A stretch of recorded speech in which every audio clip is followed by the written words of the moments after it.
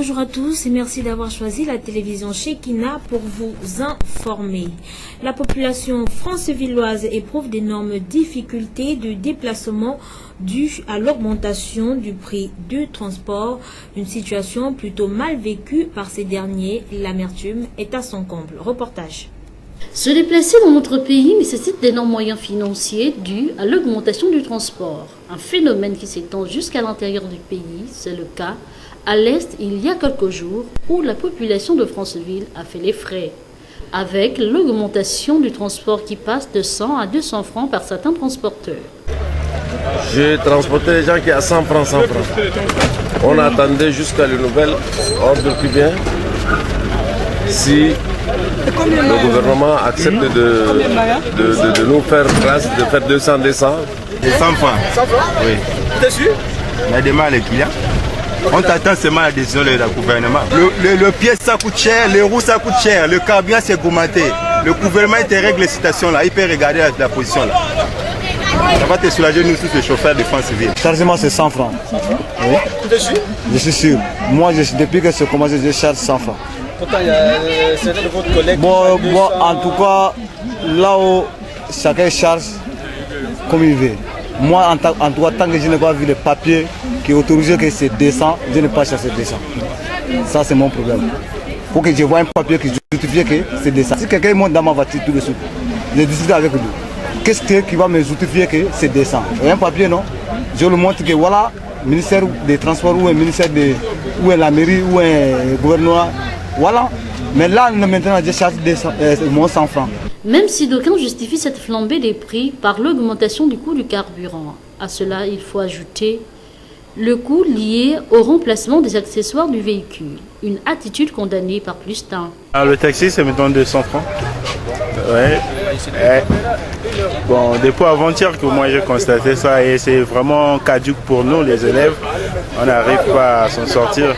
Surtout moi, le parent m'avait déjà remis l'argent du mois pour payer le taxi et à ma grande surprise, je trouve que ça c'est maintenant à 200, donc je n'arrive pas à m'en sortir. Qui charge à 100 francs par exemple, je quitte de l'Ewaï jusque là à 100 francs. Mais il y a 2 fois, vous êtes surpris de voir d'autres chauffeurs dire que c'est 200. On ne sait jamais, on ne connaît même rien. Maintenant, 200 c'est Mbaya. Maintenant, quand tu descends, quand tu prends Potos, Socafrique, tu vas donner 200. Ou bien Socafrique, Wense, tu vas donner 200. Là, c'est monsieur le maire qui a donné l'ordre, ou bien c'est l'information de, je ne sais pas. Je suis en Mbaya, je paye 200. Mais les taximans prennent l'arrêt, quel que soit l'endroit 200. Et non, par rapport à l'augmentation du carburant. Mais pour moi, en tant que Gabonais, je ne suis pas d'accord avec ça. Ce sont eux qui doivent s'en charger sur le gouvernement. C'est le gouvernement qui a taxé 100 francs de taxi. Mais s'il faut augmenter 200, il n'y a pas le gouvernement, pas la population. La population est en train de subir, pourquoi on nous prend 200 et 200 sacs à arriver à Wendy à 200. C'est pas possible. Mais il faut que l'État regarde ça. Il faut que l'État voie ça. Et je demande, je déplore cette attitude-là. Et monsieur le gouverneur du Haut-Ogooué, je vous prie vraiment de regarder ce problème-là. Et vous prenez ce problème-là à bras de corps, même monsieur le maire. Et s'il y a la population en train de subir. La population francevilloise s'insurge contre cette façon d'extorquer les honnêtes citoyens qui ne demandent que le minimum vital. Et interpelle par la même occasion les pouvoirs publics à prendre les décisions fermes dans le secteur du transport pour le bien-être de tous.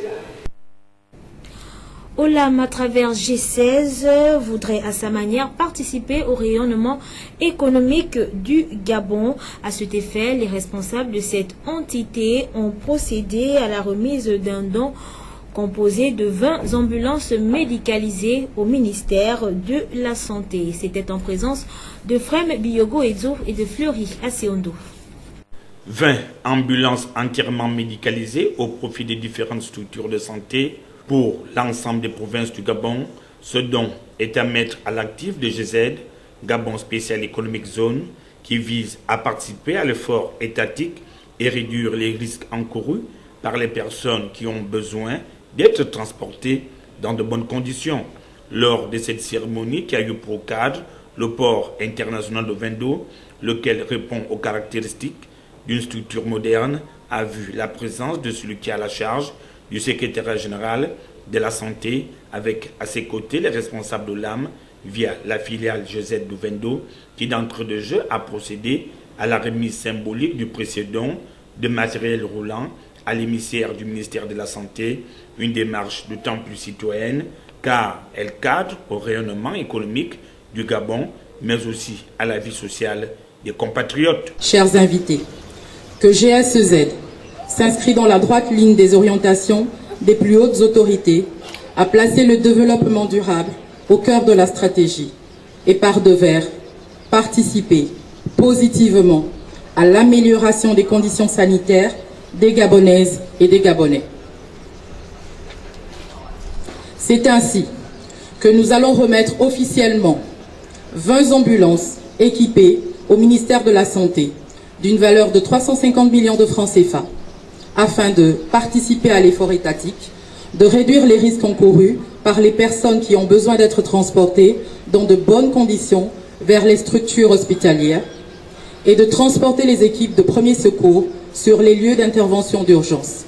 Pour sa part, le représentant du ministère de la Santé a reconnu les efforts consentis par cette entreprise dans l'amélioration du système de santé. Les ambulances que vous venez de nous donner ce matin vont nous permettre de sauver des vies. Parce que dans nos structures sanitaires, certes, nous avons des ambulances qui ont déjà quelques années.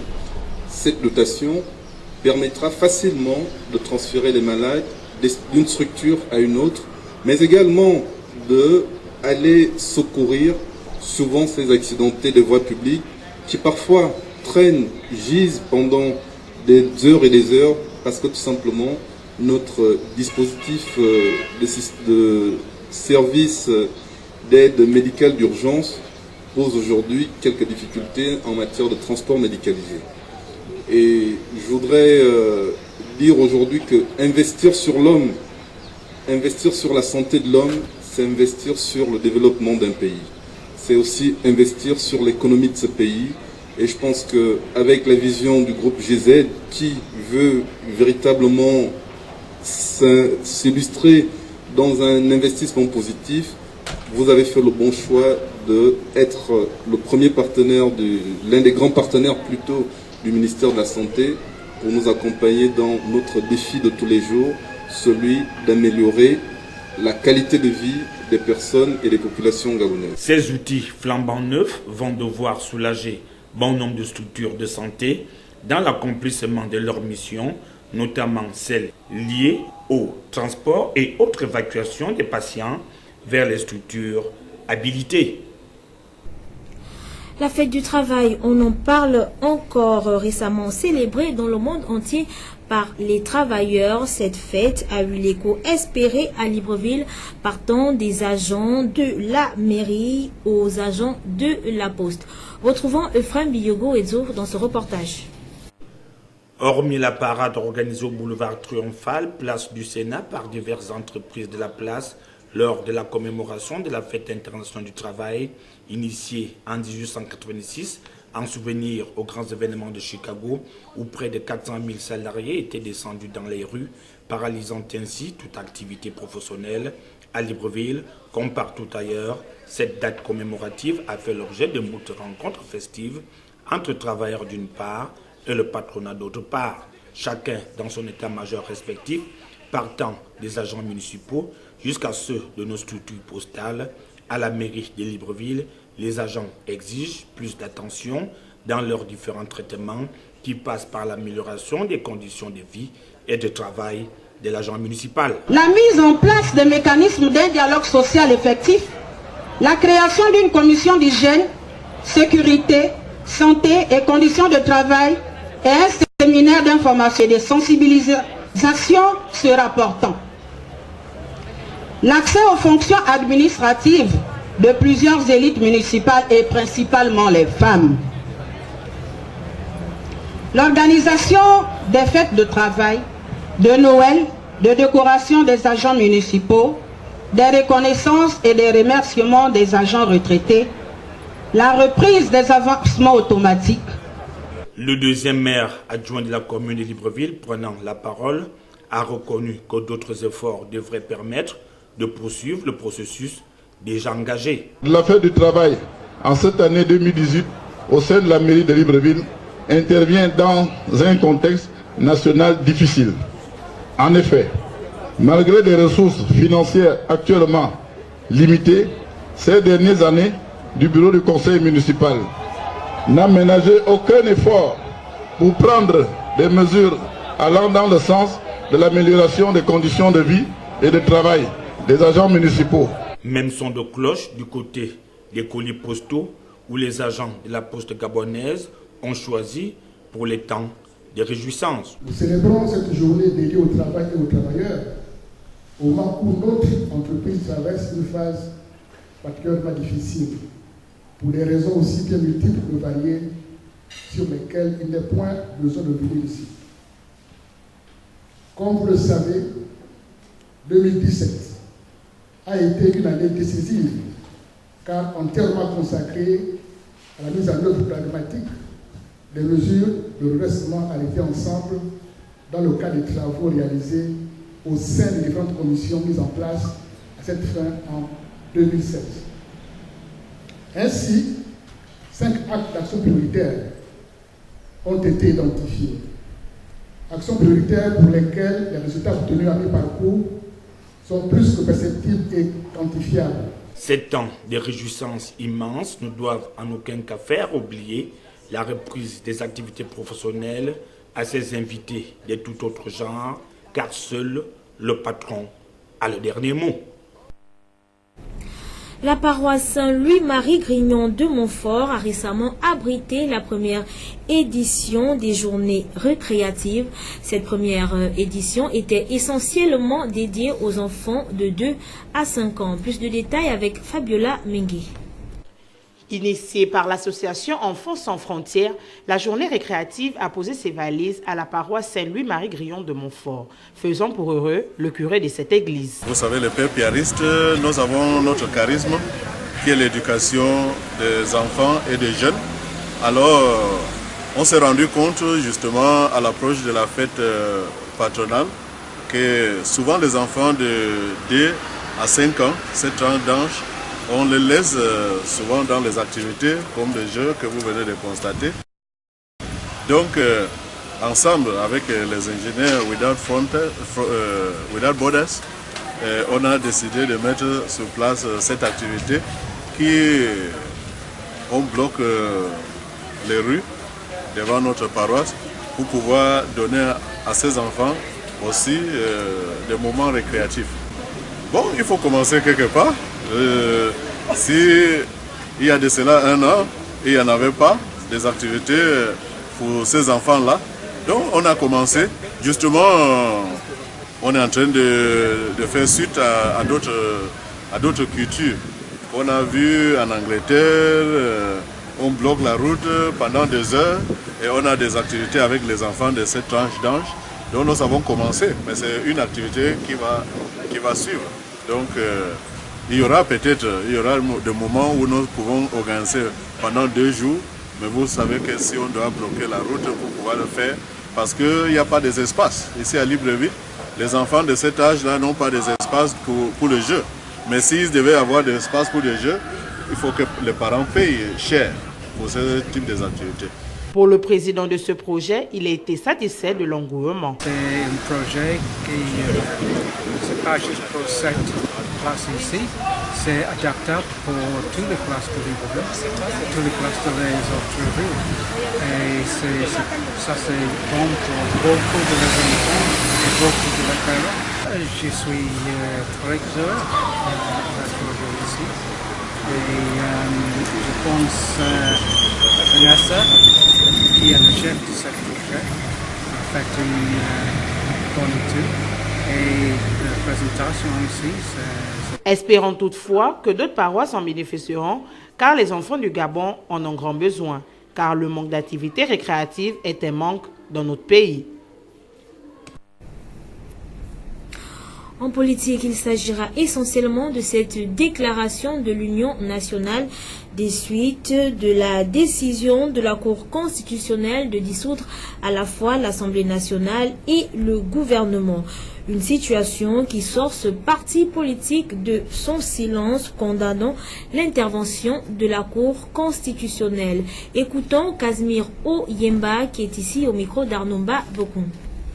L'Union nationale dénonce le fait que la Cour constitutionnelle outrepasse ses prérogatives en décidant de la dissolution de l'Assemblée nationale et de la cessation de fonction du gouvernement. Elle aurait dû se limiter à constater la vacance de l'Assemblée nationale et laisser à l'autorité qui en a la compétence constitutionnelle le soin de révoquer le gouvernement et de prendre les mesures qui conviennent pour renouveler l'Assemblée nationale. En procédant comme elle a fait, elle instrumentalise l'impossibilité de contester cette décision judiciaire au service d'une cause politique, à savoir servir un pouvoir qu'elle a désigné et qu'elle a installé. L'Union nationale affirme qu'il s'agit d'une décision politique et non juridique qui marque manifestement la nouvelle position que veut occuper la Cour constitutionnelle et son président dans le nouvel édifice institutionnel. L'objectif visé était de parvenir à un nouveau report des élections, mais sans être obligé de proroger de nouveau expressément le mandat des députés. Il fallait absolument éviter de passer dans l'histoire comme la Cour constitutionnelle qui a permis 3 prorogations du mandat des députés. Mais l'histoire retiendra en tout cas que, se substituant au président de la République, notre Cour constitutionnelle a dissous l'Assemblée nationale et congédié le gouvernement. Est-ce vraiment glorieux? Monarchie, sans contrôle ni partage. Nous pensons que cela n'est pas conforme au serment visé par l'article 10 de notre Constitution.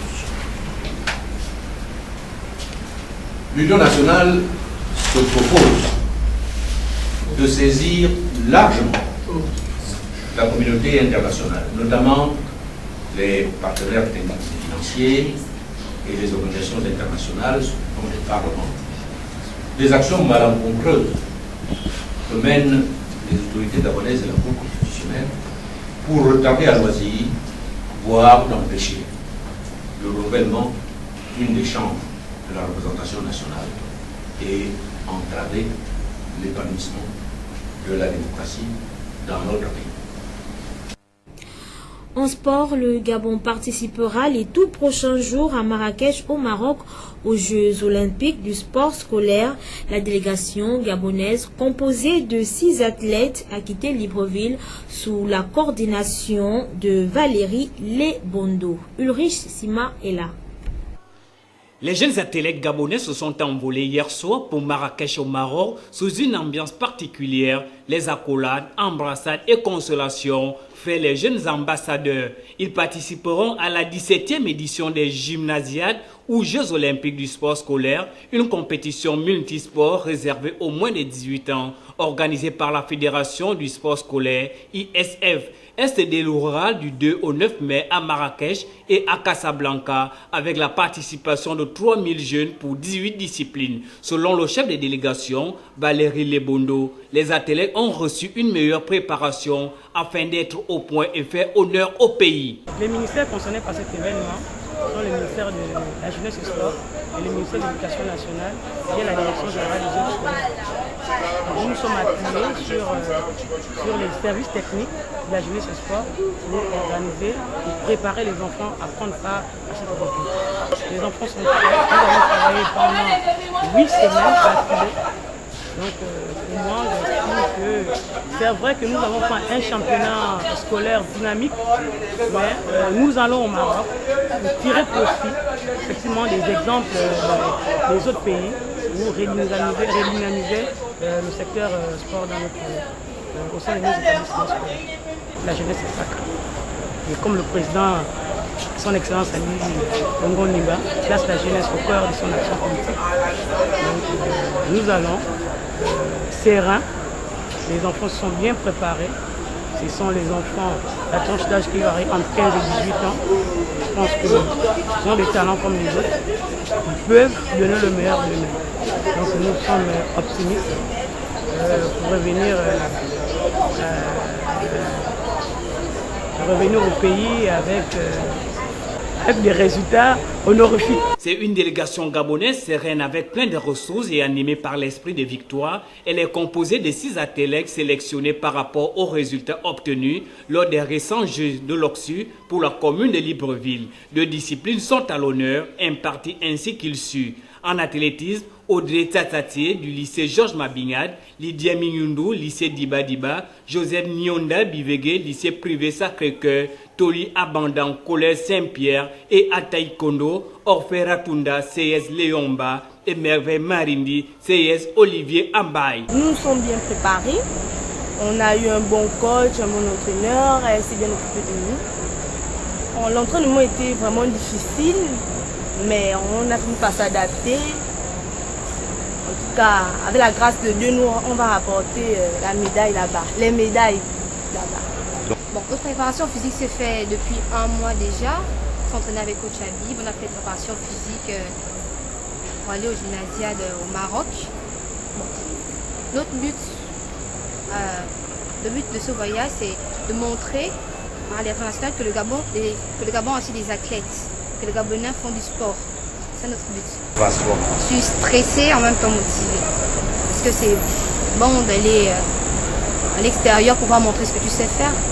C'est bon de représenter son pays, mais aussi un peu le stress parce que c'est comme ça. Cette compétition qui est organisée pour la première fois en terre africaine, dont le Gabon participe pour une première, est un tremplin pour se qualifier aux Jeux Olympiques d'été de la jeunesse qui se dérouleront du 6 au 18 octobre 2018 à Buenos Aires en Argentine. Et c'est aussi une occasion de découvrir de futures pépites olympiques qui feront la fierté du monde sportif dans les années à venir. En expression libre, dites-nous simplement si la presse au Gabon exerce en parfaite liberté. Le monde se plaint du comportement de l'État vis-à-vis des hommes de presse. Donc c'est un peu ça.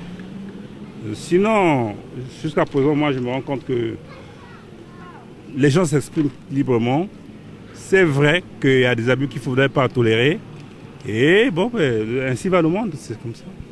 Parce qu'il y a quand même une petite liberté. Mais il y a un petit côté qui cloche. Parce qu'il y a des grandes cérémonies qu'on voit. Par exemple, du côté du gouvernement, on ne voit pas les jeunes de l'opposition. C'est pas bon. Ça veut dire qu'il faut que ces gens-là pensent aussi à vous. À vous qui êtes de l'autre côté. Hein, pour que, quand il y a des mouvements, vous soyez aussi conviés. Pour moi, d'abord, la presse locale n'est pas vraiment sur le... Si on peut dire ça comme ça, l'actualité dans les rues, quoi.